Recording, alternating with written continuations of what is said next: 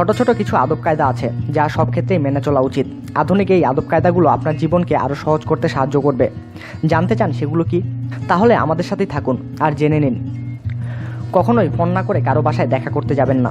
Surprise দিতে চাইলেও আগে থেকে ফোন করে জানুন তিনি কোন পরিস্থিতিতে আছেন। আপনার যাওয়ার বিষয়টি গোপন রেখেই তার খোঁজখবর আগে নিন। কোনো মিটিং বা অনুষ্ঠানে গেলে কখনো হাতের ব্যাগ কলের ওপর বা টেবিলের ওপরে রাখবেন না। ব্যাগ পায়ের কাছে রাখাটাই ভদ্রতা। শিশুদের রুমে ঢোকার আগে দরজায় টোকা দিন। এটা ভাববেন না যে আপনি ছোট হবেন। আপনার এই অভ্যাসের কারণে আপনার সন্তানও শিখবে বাবা মায়ের রুমে ঢোকার আগে দরজায় টোকা দিতে হয়। গাড়ির সবচেয়ে সম্মানজনক আসন হলো চালকের পেছনে, আর এটা মেয়েদের জন্যই বেশি ভালো। এতে গাড়ির চালক দ্রুত গাড়ির দরজা খুলে দিতে পারেন। এই পোশাকটি কোথা থেকে কিনেছেন, দাম কত, এমন প্রশ্ন করার পর যদি কেউ হেসে উত্তর দেয় উপহার পেয়েছি, তাহলে এখানেই প্রশ্ন করা বন্ধ করে দিন। তার বলার আগ্রহ থাকলে সে নিজেই অন্য তথ্য দেবে। 9টি জিনিস সবার কাছে গোপন রাখাই ভালো, আর তা হলো বয়স, টাকা পয়সা, পারিবারিক কলহ, ধর্ম, শারীরিক সমস্যা, প্রেম, উপহার, সুনাম ও অপমান।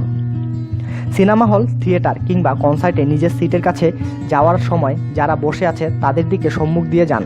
কখনো উল্টাভাবে হেঁটে যাবেন না। লিফটে ওঠার সময় মনে রাখুন আপনি যদি আগে নামতে চান তাহলে সবার শেষে উঠে সামনের দিকে দাঁড়ান। পিছন থেকে সবার আগে নামাটা অন্যের জন্য বিরক্তিকর। কেউ যদি আগে থেকেই রেস্তোরাঁয় যাওয়ার জন্য আমন্ত্রণ জানায় তাহলে স্বাভাবিকভাবেই সে বিল দেবে। তবে কেউ যদি বলে চলেন কোনো রেস্তোরাঁ থেকে খেয়ে আসি, তাহলে ভেবে নেবেন আপনাকেও বিল দিতে হতে পারে। সে দাওয়াত দিচ্ছে, এটা না ভাবাই বুদ্ধিমানের কাজ।